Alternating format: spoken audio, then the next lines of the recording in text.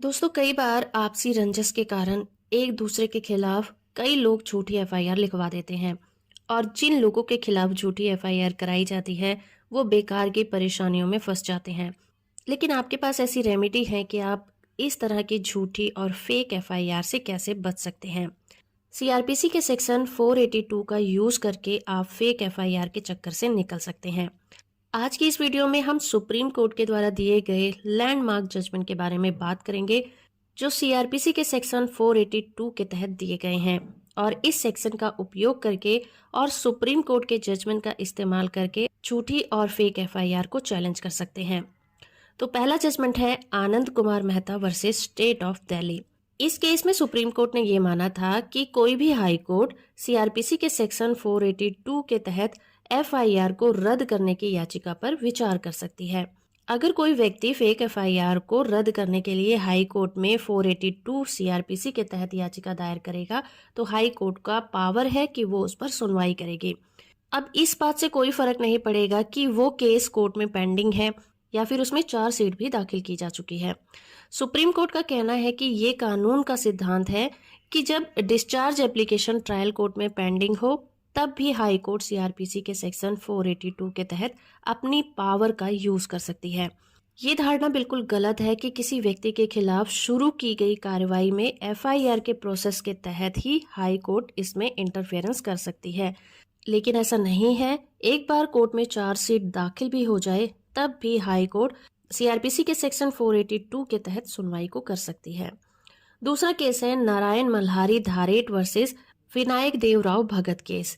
इस केस में supreme court ने माना कि हाई कोर्ट इन्वेस्टिगेशन पूरा होने से पहले मेंस रिया की जांच नहीं कर सकता। उस मामले में जहां इन्वेस्टिगेशन होना बाकी है और चार्जशीट अभी दाखिल नहीं की गई है तो वहां पर हाई कोर्ट उस पहलू पर विचार नहीं कर सकती कि उत्तरदाता का मानसिक तत्व जो था इस क्राइम में शामिल था या फिर नहीं था। अगला केस है मोहम्मद अलाउद्दीन खान वर्सेस बिहार स्टेट। इस मामले में सुप्रीम कोर्ट ने कहा कि अगर शिकायतकर्ता और अक्यूज्ड के बीच कोई भी सिविल केस चल रहा हो तो इस आधार पर किसी भी आपराधिक मामले को खत्म नहीं किया जाएगा। इस सेक्शन में सुप्रीम कोर्ट ने माना कि सेक्शन 482 सीआरपीसी के तहत कार्रवाई करते हुए एप्लीकेशन ऑफ एविडेंस को सुनने का कोई अधिकार नहीं था। अगला केस है दिनेश भाई चंदू भाई Patel versus state of Gujarat case.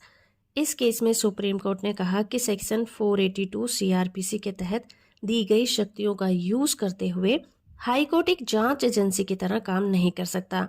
Supreme court ने कहा कि ये जांचने के लिए कि एफआईआर में पहली नजर में कोई कॉग्निजेबल अपराध का खुलासा होता है या नहीं, इसका पता लगाने के लिए हाई कोर्ट एक जांच एजेंसी की तरह काम नहीं करेगा। अगला केस है Jitendra Kumar at Jitendra versus state of Bihar case. इस केस में सुप्रीम कोर्ट ने माना कि हाई कोर्ट के लिए सेक्शन 482 सीआरपीसी के तहत जब कोई याचिका दाखिल की जाती है तो हाई कोर्ट के लिए ये कोई बाउंडेशन नहीं होता कि उस एप्लीकेशन को स्वीकार क्यों करती है या फिर क्यों रिजेक्ट कर देती है। तो ये हाई कोर्ट के लिए बताना जरूरी नहीं है। अगला केस है प्रोफेसर आर के विजय सारथी वर्सेस सुधा सीतारमन। इस केस में सुप्रीम कोर्ट ने यह माना कि जब हाई कोर्ट के पास सीआरपीसी के सेक्शन 482 के तहत एप्लीकेशन दाखिल होती है तो हाई कोर्ट को ये जांच जरूर करनी चाहिए कि जो कंप्लेंट की गई है वो सिविल मैटर तो नहीं है जिसे कि क्रिमिनल मैटर बनाने की कोशिश की जा रही है। तो ये हाई कोर्ट की पावर है कि वो इस चीज को जरूर जांच लें। तो दोस्तों, ये थे सुप्रीम कोर्ट के कुछ जजमेंट सीआरपीसी के सेक्शन 482 के ऊपर। होप कि ये वीडियो आपको इन्फॉर्मेटिव लगी होगी। वीडियो इन्फॉर्मेशन अच्छी है तो आप इसे लाइक शेयर और चैनल को सब्सक्राइब करना बिल्कुल मत भूलिएगा।